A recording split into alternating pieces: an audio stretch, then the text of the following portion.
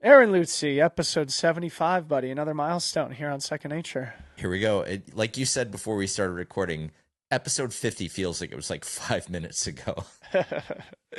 I was doing the math and it looks like episode 100, if we stay consistent with 2 episodes a week, which we have been so far, we will hit episode 100 on May 2nd, which is coming up pretty quick too. Yep. We'll have our 1 year milestone around April sometime, and then a couple weeks after that, we'll hit 100. It's going to be a nice little window for us. Unbelievable, man. Time flies when you're having fun, as they say. And episode 75 is going to be another good one. We've got a docket here, and I think our main topic of today's show is going to be an extension of what was a fantastic conversation with Ian McGregor and Alan Lim from Skratch Labs, them being so intentional with their vision of the business that they're trying to create. We felt like it would be fun to just kind of riff off that idea for the builders in our audience here of like the importance of actually arriving at a vision and helping that vision grow and evolve over time, acknowledging that it's always going to be a moving target. What was the most impactful thing from that Skratch combo for you, Aaron? I just love that they kept saying all of. You could tell that maybe they'd heard an episode or two because he hit all the notes. Business is hard and all that stuff. But I do think this idea of not ever actually getting something right and it's staying right. This idea that it's this constant state of evolution of constantly kind of figuring it out, and then it breaks again, and then you figure it out, and then you have to keep going from there. He's right. Ian says something about it's not like you have it wrong and then you get it right and then it's forever fixed. Like you're constantly in this state of kind of spiraling forward. And that really resonated a lot with me because so many times I've put so much effort into like, if I could just get this thing right, we'll be good.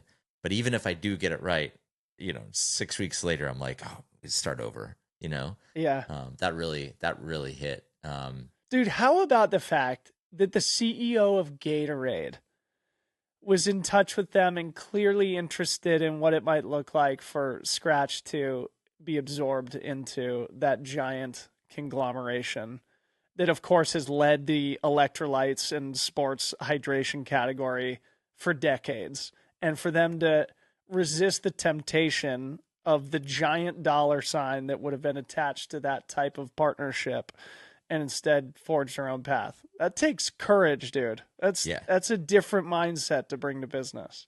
It's interesting too that the CEO of Gatorade was even asking questions like that. I mean, it sort of makes me feel good to know that they care enough to do that. But you think about these giant conglomerates, and you wonder how much they really care about the cutting edge of hydration and sports nutrition. And it kind of makes you feel good knowing that even though they're like a multi-billion-dollar brand, they're still out there trying to see what's happening on the front lines and what conversations people are having, and yeah, maybe trying to acquire a brand that how upset must he be that he can't acquire it? And I don't know. I think it's really a fun insight into not only how Alan and Ian are thinking about stuff, but how essentially their competitors are thinking about stuff too.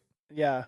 As I said a couple of times in the pod, I hope they write a book about this because clearly, I mean, Alan's written cookbooks and we were admiring his 2024 year in review blog post.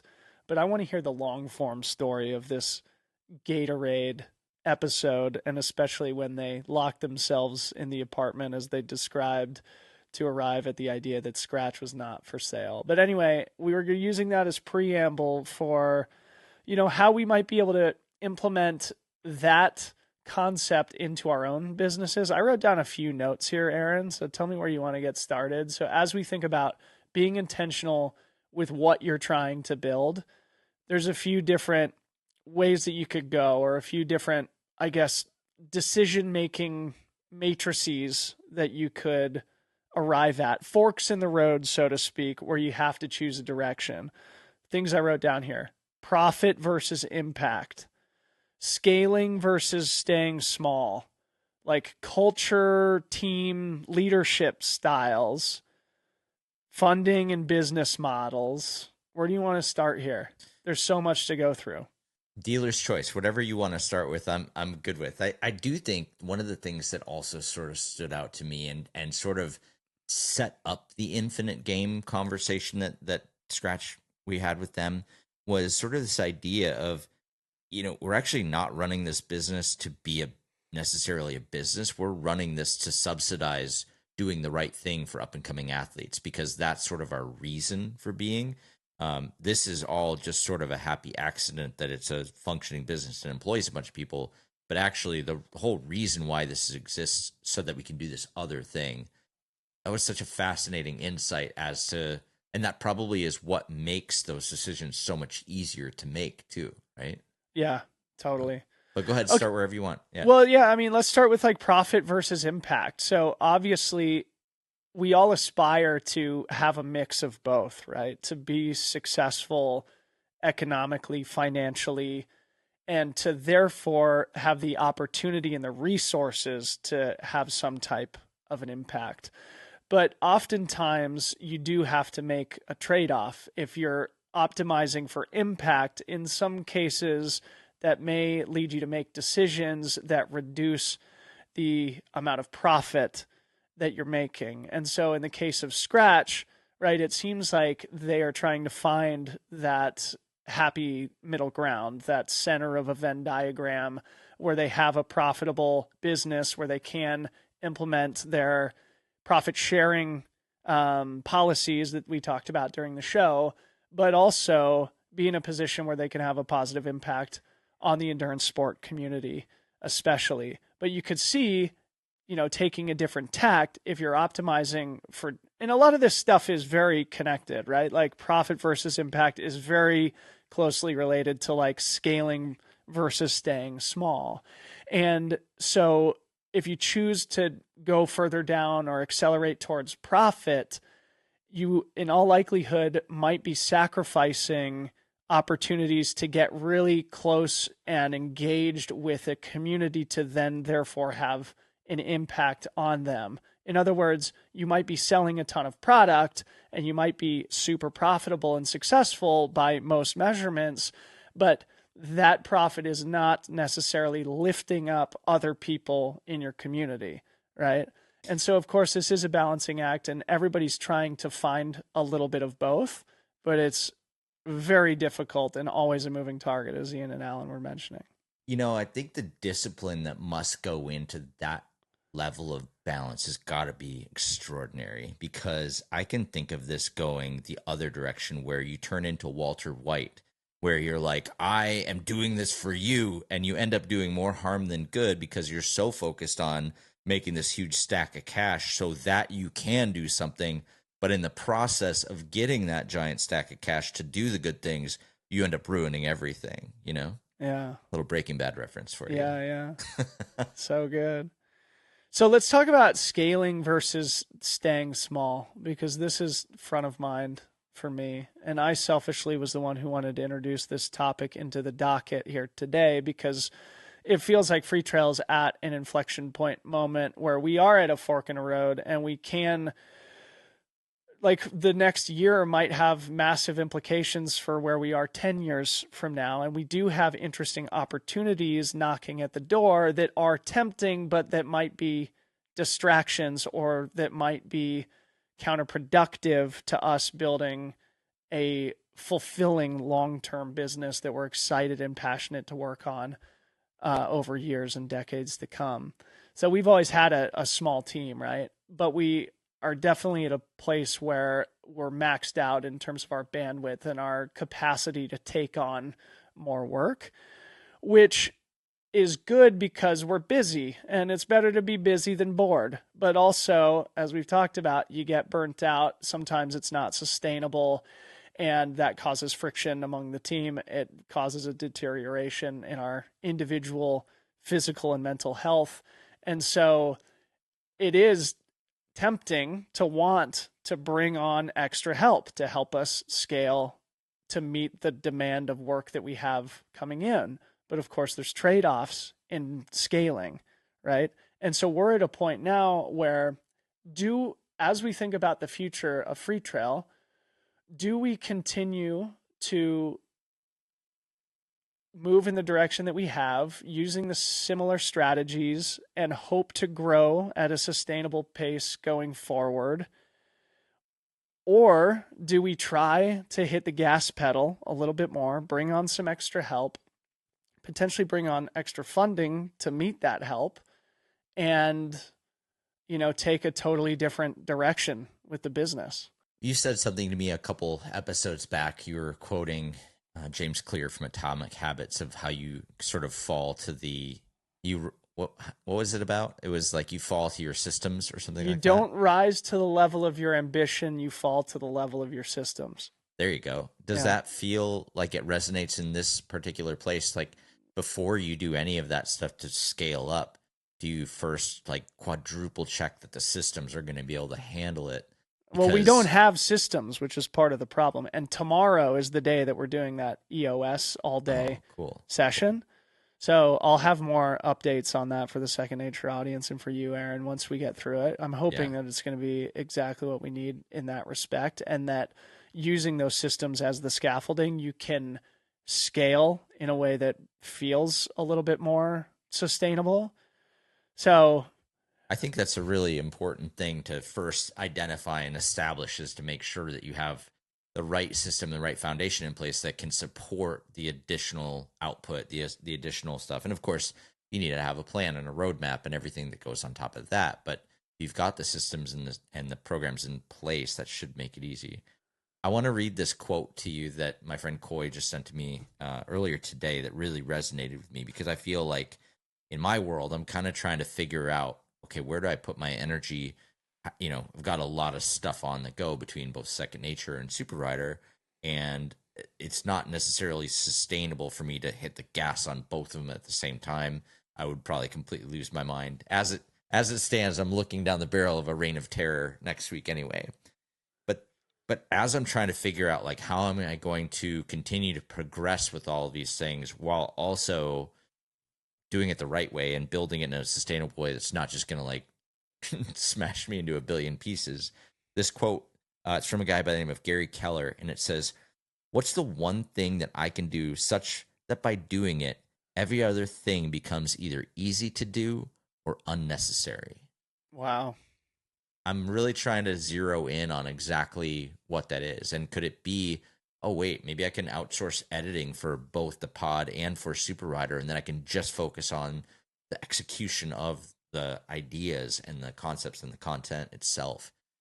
That would take hours and hours out of my schedule every single week if I could just get that one person in place. Yeah.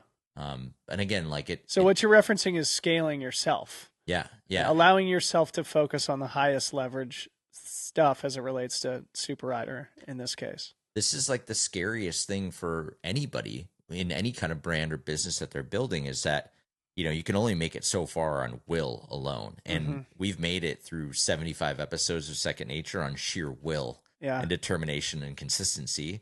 And I've made it to where I've gotten to, and you've made it to where you've gotten to, essentially on sheer will Yeah. and force. And to make it go up in a meaningful way, to grow it meaningfully, you can't just work harder. That's not the answer. Yeah. That's Um, exactly what I was getting at, yeah, and in this inflection point moment for us, I presented it as like keep doing what we're doing and hope to grow, or potentially do something that might accelerate us in a new direction and grow our business, in all likelihood in a area of our existing business that we see unfulfilled potential or increased opportunity. And, those are two options, but we don't have to grow. Also, is we could shrink and work less hard and still have a solid, profitable business, which is tempting simply by virtue of the fact that it would make life easier. But also, what I would be sacrificing is the ambition that I have for our business and the ambition to do big, impactful things, going back to that first point. And so it's never easy to figure out how to balance those two things. Like, if we were to take our foot off the gas a little bit and find a more sustainable effort level, would that over a longer period of time be less fulfilling by virtue of the fact that you feel like you're not fulfilling your potential as a team? But if you are going to do the things that are in pursuit of this highest ambition and that do make you feel extraordinarily fulfilled, how do you do it? And what resources do you need in order to make that possible?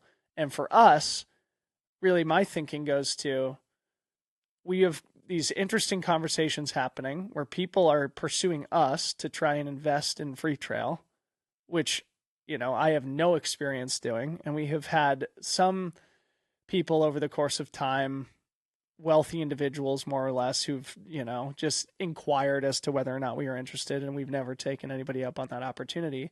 But now two established, institutional investors have hit me up in the last 3 or 4 months that have led to very interesting conversations about, like, how would you use capital if you had it? And it's like, well, we don't necessarily need it. We're good now. We have enough money to where we could make a big bet on a new project to try and grow the business. But we could also try and expand the team, bring on capital to accelerate things and to really push at something big.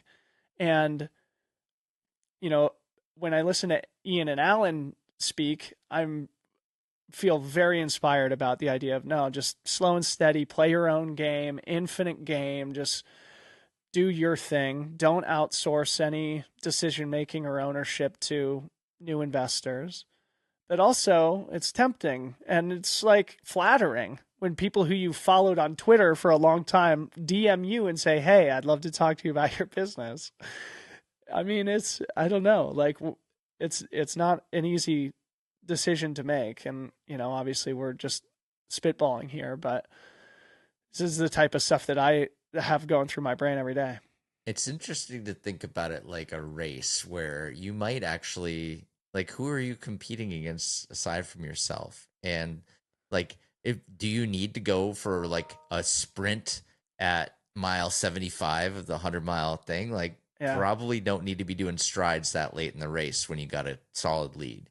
Like, maybe you can just ride it out. And the thing is, like, just like Ian was saying in that podcast too, of like, well, we solve a problem, but then, ultimately, we need to go back. It's never wrong and then right. We always have to keep working at it. I just wonder, what the time horizon is that you're looking at. Like, are you really thinking about it 1 year at a time, like, all right, this season we've got to do this? Or are you business planning in like a 3-year cycle where you're like, okay, by the end of year 3 I would like to be here, but it's okay if we start slow, build up the systems, slowly add in this, and then by year 3 we're in a better place to do this. Like, think that the best stuff actually takes the longest. There's a famous quote about, like, all of man's problems are basically come down to the fact that they can't sit in a room alone for 15 minutes, right? And so Yeah. it's like the idea of sitting in a room alone for 15 minutes is being content with what you have already and not dumping a bunch of gasoline on the fire that's already like burning brightly. Yeah.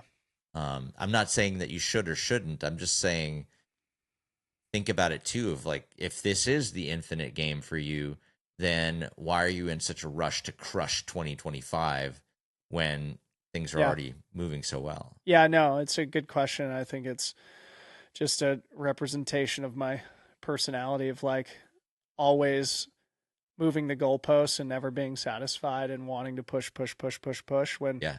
really the joy is in the process, as they say.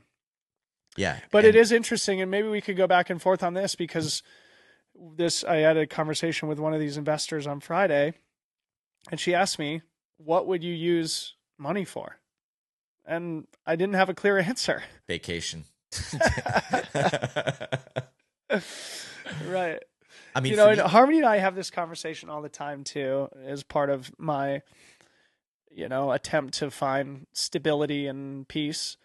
And it's like, man, we really do have everything we need and want. Like, it should be a lot easier to have the infinite game mindset than it has been, especially for me. But I don't know. What do you think? Like, if you were investing in Free Trail, for example, if you were the VC, How would you use money?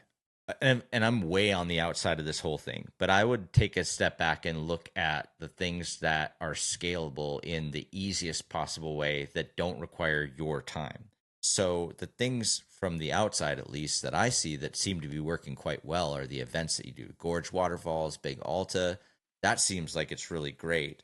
And although you're there in a capacity to, sort of announce the event and hug everybody when they come through, and you're sort of the face of the event, I think you could probably get away with doing less at those events and still, I mean, still having a meaningful thing, but you're not the guy who's, building out the aid stations. You're not the guy who's putting the infrastructure together. You're not handing out the race bibs and stuff like that. There's a team that does that. Yeah. So if I'm you, you've already proven that, hey, this works for me to partner with the race series and build out these free trail events. I think probably with money, you could probably pick up 5, 10 more events and have a full on series. And then think about all the content opportunities that could come for that. Think about the impact that you could make on trail running with a series of 10 events. There's a lot of stuff that would fit into the overarching free trail world and making a positive impact on trail running that could come from events much more than another piece of podcast or video content would be. Yeah. So if you're thinking about like how might we reach the most amount of people, make the biggest impact, and also have a financially viable return on it, events out of your entire portfolio probably feel like one of the better ones to invest in. Yeah. Yeah, it's interesting, and we do have two races. I think the bigger, more valuable event over the long period of time, long term, is TrailCon, and maybe we can talk about that a Yeah. little bit later. But yeah, I think coming back to this, what would you use money for? If it's not totally clear, you shouldn't take money, right? Yeah, definitely. So, you know, I think this is just a fun conversation. I think for Free Trail, it's flattering to get interest from, especially these individuals who I've followed personally for a long period of time, and being able to just get on Zoom and share a little bit about what we do and where we're headed. It feels like a victory in itself, or an accomplishment, to just arrive at that place where people like this, who are very smart and control large pools of capital, are actually interested in what you do. Yeah. And it actually says something about, I think, about trail running too, and the place that it has come to in the last 20 years. And so, but like really, free trail is not investable in the way like when Mel Strong was on, right? Venture capitalists think of things much differently than angel investors do. And for a VC firm to back a small media business like mine, they would need to see, going back to the Skratch conversation, what is the exit? Yeah. And eventually, if those conversations were to advance, I would need to have a cogent answer to that question too, which I definitely don't. Right. And I am very enamored with the idea of, this isn't for sale. There is no exit. This is our life. This isn't just a business. This is our life. And so anyway, I just think it's fun to go back and forth, because we have had this interest, and I have been having interesting conversations, but at the same time, we don't need it, and that's a fortunate position to be in, right? Yeah.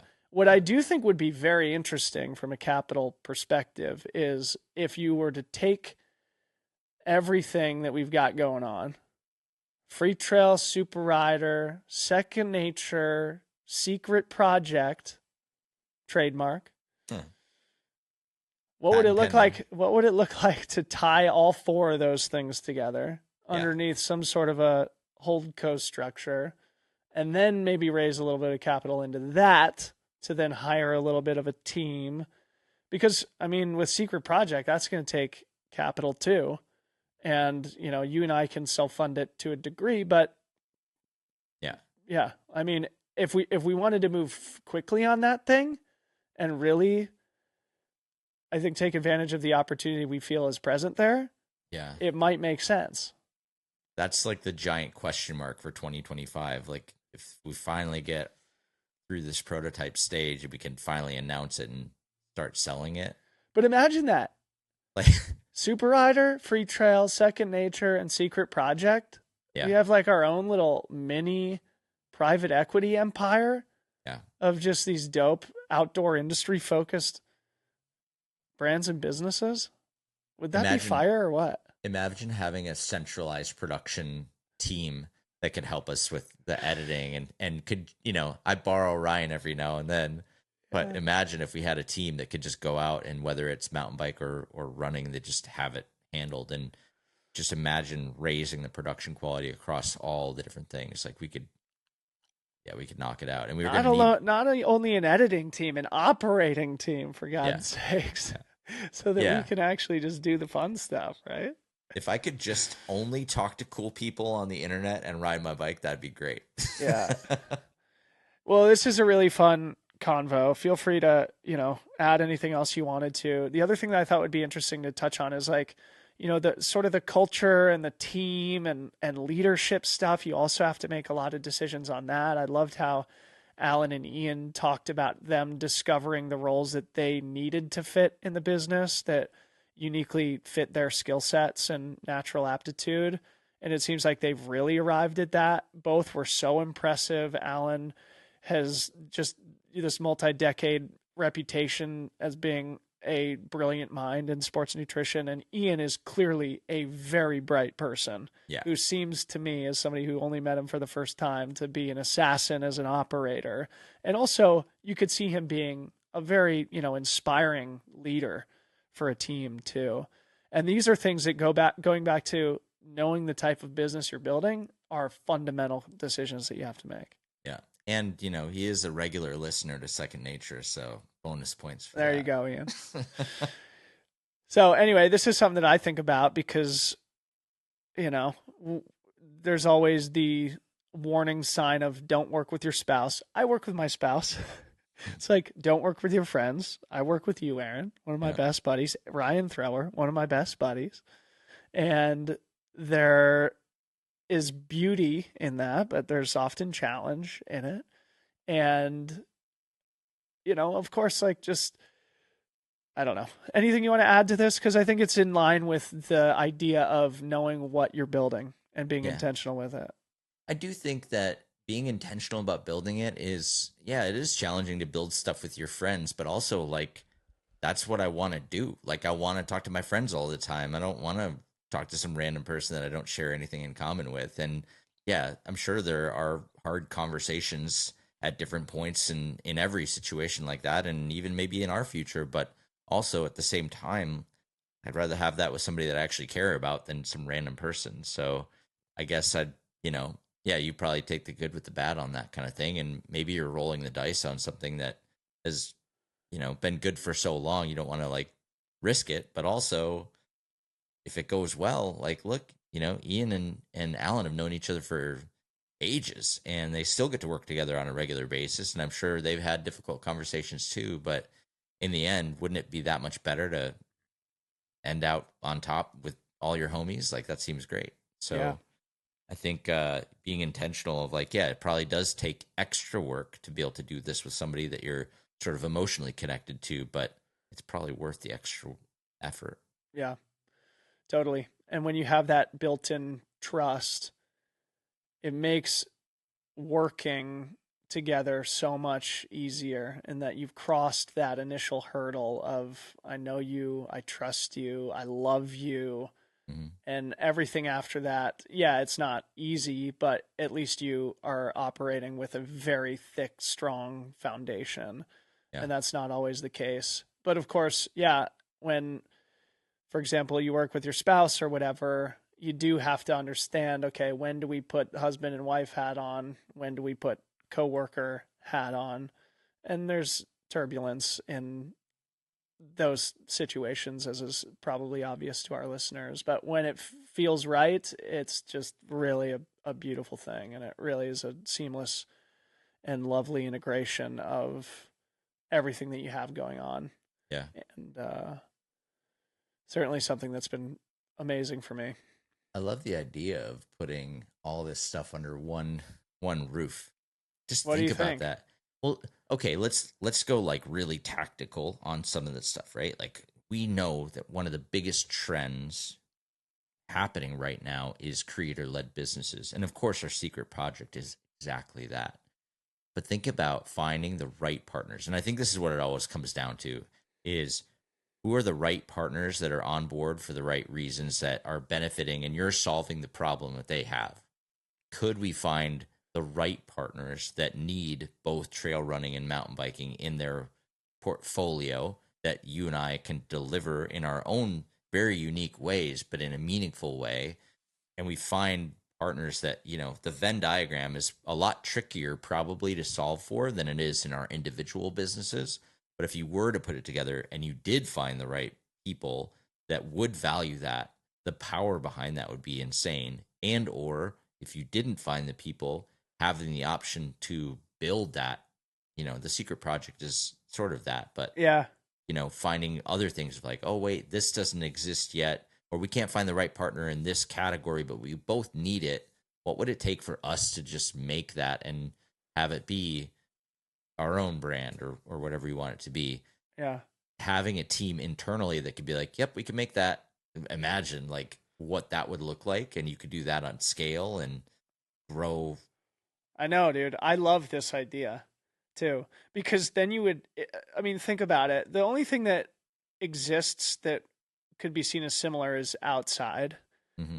which is of course began as a roll up of a bunch of outdoor and healthy lifestyle oriented publishing businesses, and of course they have Gaia and Trail Forks now. They've got the Outside Fest, so they've got some events exposure. But could you imagine if we had at least those three media companies, Free Trail, Super Rider, Second Nature, both two consumer facing media companies, one B2B, and then Secret Project, which is a product and a brand. And then using that foundation and platform, you could incubate or acquire other businesses and use the team to work across the portfolio, using everybody's skills, maximize everybody's impact, and in all likelihood, build what would be a really interesting thing to work on for, a decade plus, Yeah. but also potentially a really valuable business. Think about having an events team, a content team, a product team, just yeah, operation like, oh, that'd be so fun. Yeah. Anyway, we can dream.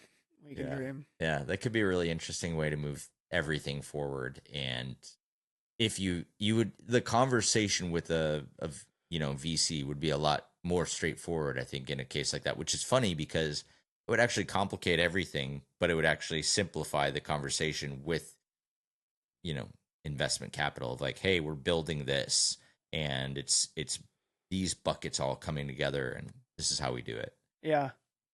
Yeah, we've got good momentum in all three categories too, which is like the Voltron of outdoor stuff coming together. Yeah.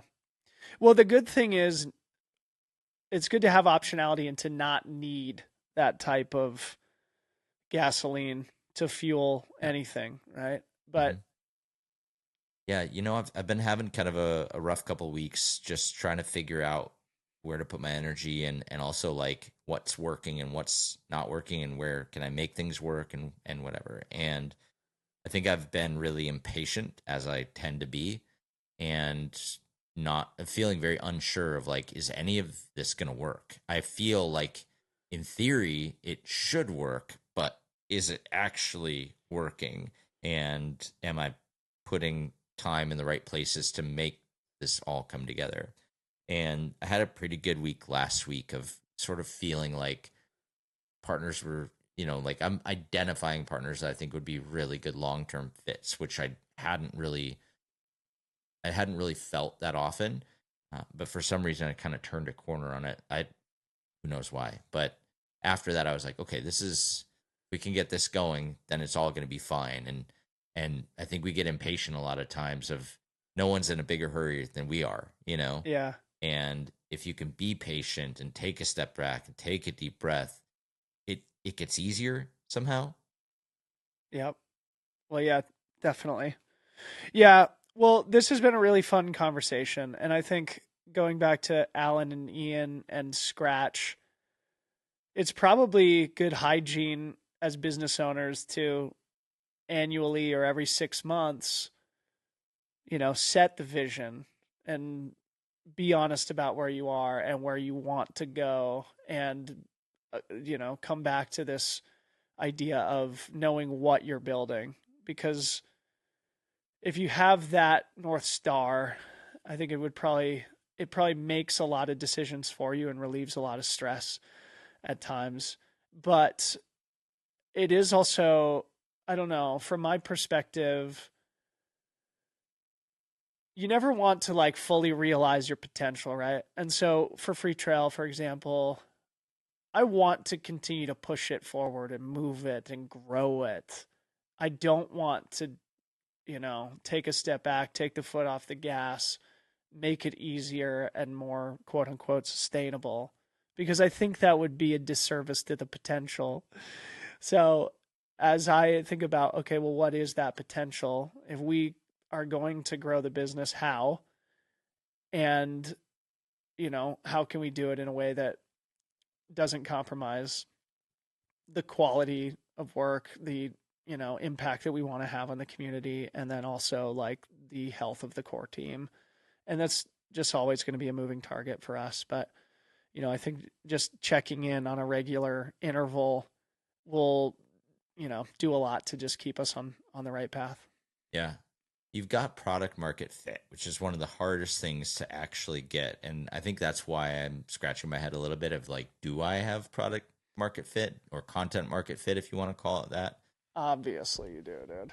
I think that Second Nature has content market fit, and it's only a matter of time before, we unlock a lot more stuff. But yeah, I mean, there's a billion mountain bike channels out there, and so I scratch my head a lot of like, do I have it? I think I do. I feel confident in the lane that I'm in and what I'm doing here, but I think that yeah, the business end needs to come in. Like I built the brand, now it's got to be a business, and that was sort of where we started this conversation. And is like, what's the business that you're in, and what is it you're trying to do? And I've explored a lot of different avenues. We did the traveling thing, right? I think the biggest thing that I kind of struggle with is like the reward for good work is more work. Yes. And so you have to think also about like if I'm really great at making travel content, I'm going to be always gone and never see my family again. And Yeah. I don't actually know if I want that result. I like my family. It's funny.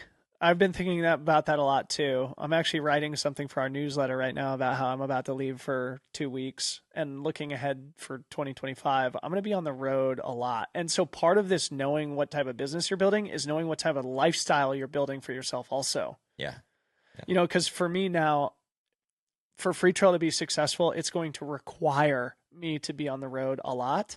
But going back to the blessing of the curse of working with your spouse and having a family business is that you often get to travel as a family. And sometimes it's practical and amazing. Like for example, we're planning to take the whole family to Europe for a couple of weeks this summer for UTMB, where Harmony and myself will be really focused on work, but we'll have our son. He'll get to experience it. We'll likely have grandmas and grandpas in tow to help us out.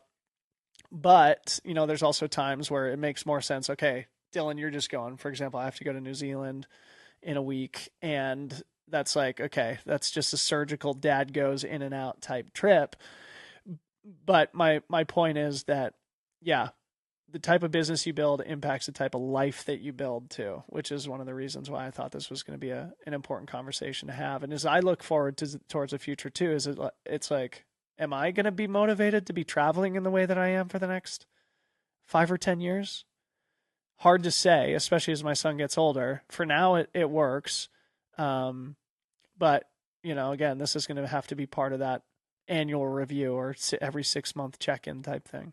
Yeah, as a dad of an 8 and 10 year old, I can tell you that it's a lot harder when they have a school schedule that you have to deal with. And so, if you find yourself in a situation where you're thinking 5, 10 years down the line, and people are knocking on your door to support the business or invest in it, I mean, I think the thing I'd be doing is trying to figure out a way to set up, another person that can do what you do. And I know that, you have a very special skill set and you know, have a lot of stuff that makes it so that only you can do it, but you're going to need to solve for this sooner than later because some of that other stuff is you don't have control. Like your little guy is going to go to kindergarten and you're just going to be like, well, now what?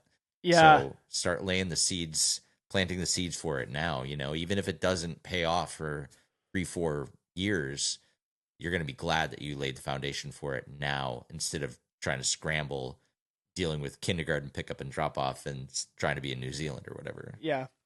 You know, I feel like that would be a rich topic for a future episode of like when to hand off the reins, especially of like creator led media business, because that's also a fine line to walk there, or Yeah. a double edged sword. Yeah, there's a great quote from one of our good friends in Park City who says, "Be careful what you're good at." Yeah. On that note, Aaron, let's transition to the job of the week. Yes, job of the I'm century. calling this, yeah, job of the year, job of the century. You want to get us started on this one? Yes. So actually, I think it was our second podcast ever. We went deep on the launch of Voicing Change, which is Rich Roll's media network. It's a bunch of podcasts that either were existing and came together or they started up with new hosts. And RXR, which is this group out in New York, our friend Jonathan Retzik and Will Taylor, who quite often listens to the podcast as well, are helping them kind of build up sort of the back end of The what RXR Voicing is a Change. talent agency. Yes. Yeah. Yeah, they rep like basically all the hitters in the world of the outdoor space. And we're going to get Jonathan on a pod here hopefully soon. I can't wait for that one. This could be a good one. Yeah. Yeah. He also manages Kate Courtney, who we've talked about on multiple podcasts, who's also coming on the podcast hopefully sooner than later. But Voicing Change is sort of the media company that supports all of these podcasts. And the role that they're hiring for, keep me honest on this, is director of partnerships for like the entire Voice and Change media, That's right. all the pods. Yep. So you get to work with like Alexi Pappas and Rainn Wilson. There's a bunch of doctors that are on Voice and Change. It's like a pretty stacked lineup of all, well, influential voices. Yep. Imagine getting a chance to work with all those people and designing, kind of custom proposals to make that stuff happen. Because it's not just like an ad buy. At least I hope not. I was talking to Tim Tollison about this earlier today about like how to work with a partner and how to design a pitch or proposal for a partnership, which is essentially what this job would be doing. Yeah. And the advice that I kind of shared with him, and or at least how I think about doing it, is talked about this a little bit in the past, but you're like solving problems for that partner. And it's not about having a rate card. It's not about having pricing. It's about identifying the problem to be solved and then coming up with like a creative way to solve it. Yeah. Now, Voice and Change is a podcast network, but the people who are the hosts all have big platforms on their own outside of the podcast as well. So the opportunity, the surface area that you could potentially work with this entire lineup of hosts, pretty bonkers. Yeah. And you could get really creative and do some really meaningful stuff, a lot more than just 30-second ad reads. This, I think, is such a great opportunity. And it's an in person role in New York City, which is interesting also. Just the return to office thing. Maybe that would be something to talk about in a future episode too, because I think that is going to become more and more the norm over time as we continue to get further and further away from COVID. But managing the partnerships across this whole portfolio is, I think, very interesting because for a couple of different reasons. Number one, it's a valuable demo that they're assembling under the Voicing Change umbrella. And number two, you get a chance to build this thing from the ground up, more or less. It's been, 9 or 10 months since they launched the program and brought all these different shows together. And of course, Rich Roll is kind of the anchor, an OG podcaster whose reputation is helping to buoy and amplify every one of these sort of satellite shows. I actually listened to one of Rich Roll's podcasts the other day. The content mullet. The content mullet. Yeah, he retweeted me. No big deal. And, he's obviously got great advertisers on the show. I recall it was AG1. I think he's got like On Running on the show. Hold on, I'm just gonna pull it up here while we're looking at it. Yeah. I Yeah, mean, he's eight Sleep, Momentous, Whoop. I'm just looking at his. and again, like from a standpoint of the partnership, they're able to do a lot more than just have Rich Roll do the read. The On Running crew, Rich is a runner and he's going Yeah, out and running and he can create that kind of content. He's not just like stuck in a black studio all the time. He yeah, has a real life where he can really bring those partnerships to life in a meaningful way. And I think that's what makes it so cool. yeah. One of the other things that I noticed on this episode that I listened to with Rich is that he's got his own thing, the Plant Power Meal Planner, and so he has ads on his show for his own product too, which I think would be interesting from the voicing change perspective of if you're Alexi Papas, what could be a physical or digital product in addition to the brand partnerships that you bring in to advertise on the show that you might be able to build as a part of your own business as a revenue generating thing like the Plant Power or the Plant Power Meal Planner is for Rich, right? Mm, I mean, this is a director of partnerships role. It's probably outside the scope, but as you look at if you're RXR yeah. and you're thinking about the whole ecosystem, part of it is partnerships, but they're probably thinking about how could they copy paste the Rich role model for these other creators. That's what if I got picked to be a host on the Voicing Change Network, that's what I would be asking for more than anything. Like, help me essentially copy paste as much of that model as I possibly can because it seems to be working quite well. Yeah. Hmm. Yeah, bit more business development, I suppose, than partnership stuff, but still, that's got to be a big reason why a lot of those people signed on in the first place. Of like, yeah, help me kind of round out the puzzle piece because I can build up a following, no problem, but I need the other stuff to really make the business do its thing. Yeah. Hmm. Well, I think for the right creative minded sales or marketing person, this would be such a sick role to have. Yeah. Yeah. Thinking about how you could sell partnerships across audio, video, newsletter, social, events. There would be a lot of different places where brands would likely see a ton of value and where they would likely want to do creative partnerships. And especially working with the talent they have at Voicing Change, you'd also develop some really amazing relationships in all likelihood too. So, Yeah. job of the century here. We'll put a link in the show notes here for those who want to apply. It says on LinkedIn that already 100 plus people have applied for this role. So I'm sure they're getting a lot of good talent. I will put the link in the show notes, but I'll also put it in our newsletter. We have a little segment every week that's like job of the week and try to hype that up too. A lot Hell of yeah. times the stuff from job of the week comes from our Slack channel because the CEO of the company is posting it. So Yeah. if you're not already in Slack, just another nudge. Yeah. You're blowing it. Yeah. And maybe a transition to our BPC. This is not my contribution, but that episode of Rich Roll's show that I listened to this week was with Steve Magnus, and it's fantastic.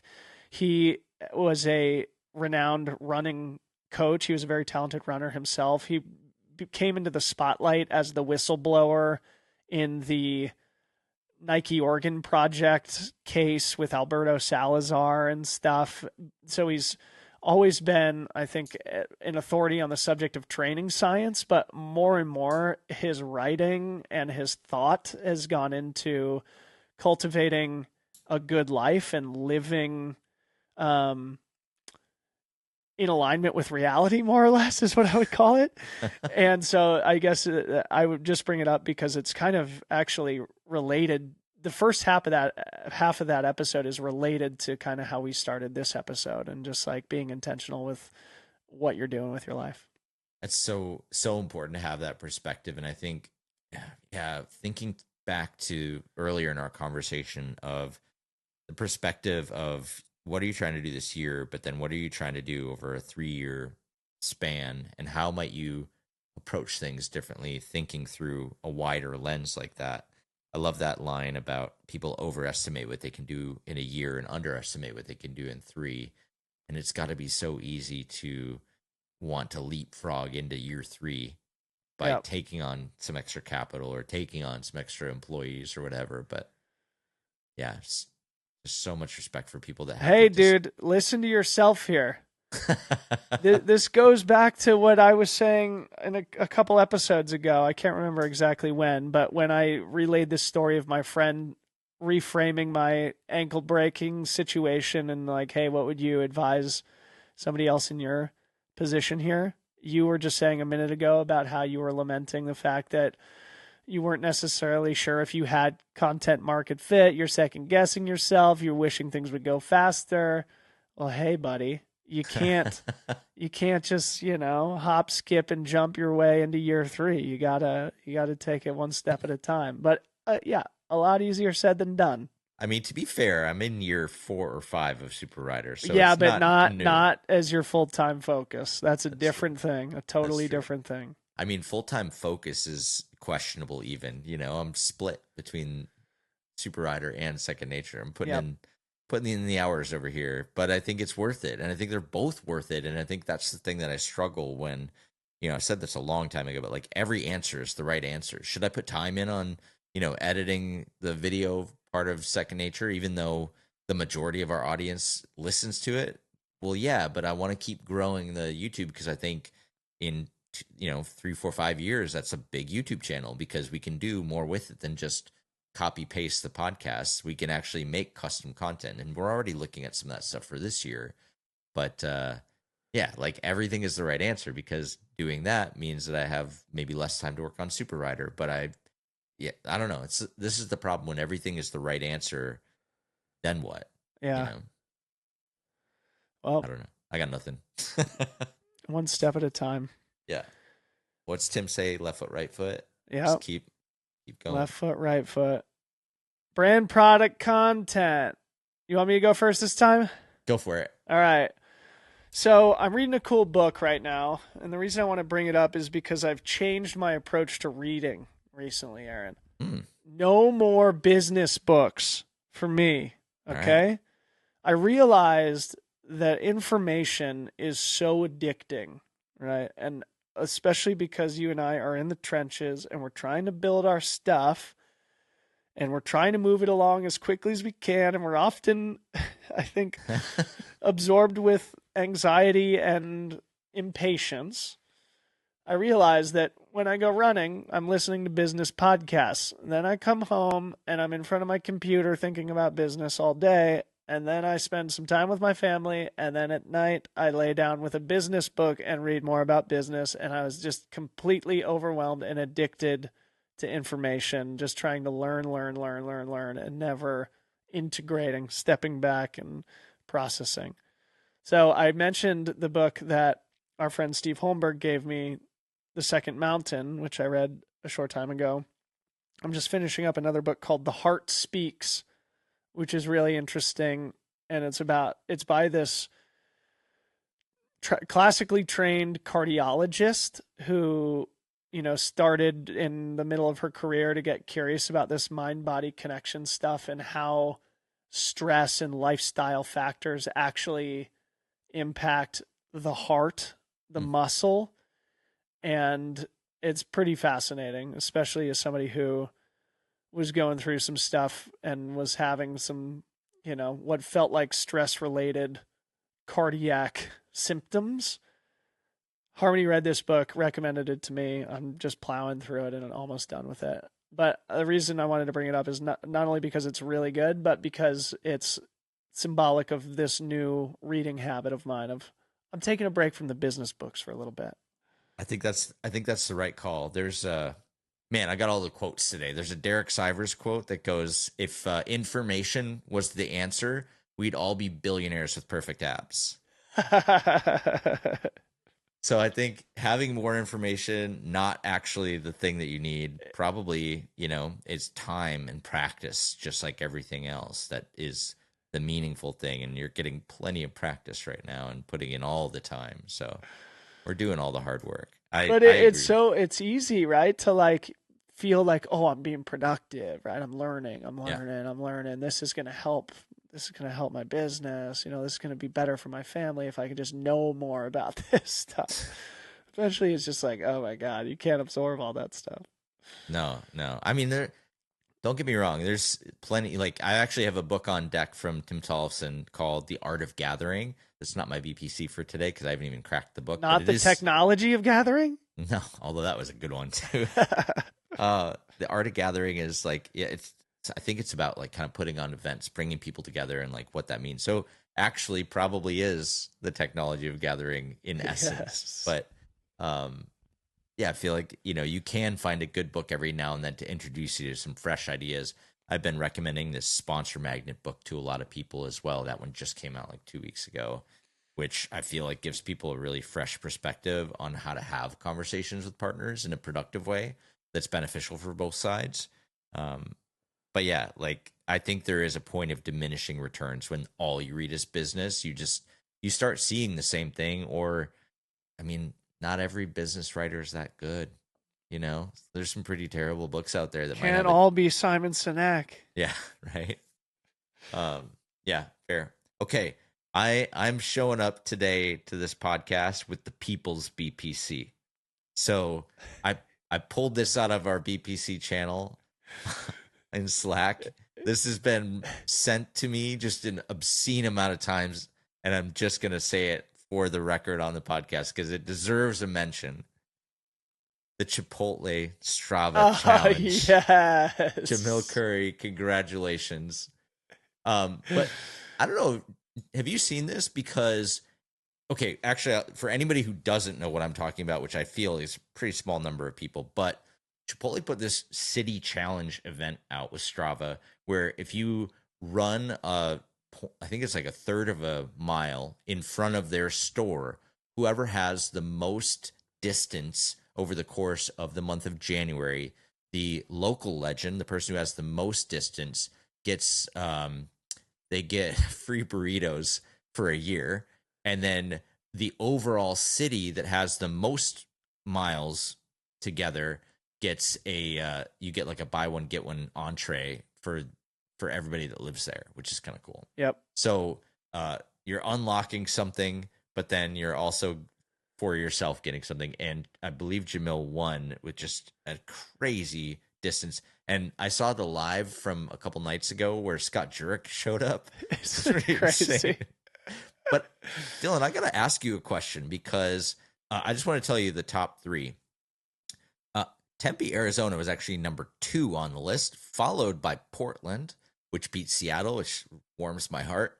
But number 1 on the list is San Francisco. And you've been a little difficult to reach the last month on the phone. Are you the reason why San Francisco is number 1 on the list? I wish, dude. I'd be in a lot better shape if I was the one that was going to be winning that segment challenge. But Dude, hilarious though. Like, how viral was that? I mean, Dude. as a marketer, you probably salivate over that type of how that just exploded mimetically on the internet. Yeah. It was Yeah. unbelievable. Corinne and I recorded like a trail running news podcast like a week and a half ago, and they're like, "How did you not cover the Chipotle challenge?" So the people's BPC. I'm representing for the people. it's so funny. I mean, Jamil Curry is an absolute genius. I'm going to Arizona this week to do our stuff around their race, the Black Canyon 100K. And everything he does is a winner, right? Yeah. Like he's just got an eye for what would be interesting and entertaining in a way that very few do. And maybe the most important and hilarious element to this too is that he won the challenge on his 40th birthday. Incredible. It concluded. Couldn't be any more perfect or poetic than that. I'm looking at his Strava data for the day. 130.78 miles, 33 hours and 20 minutes total. What? Savage. He's incredible, dude. He's also like the busiest man on planet Earth. If we could get him on the show, it would be incredible because he's built an amazing business too.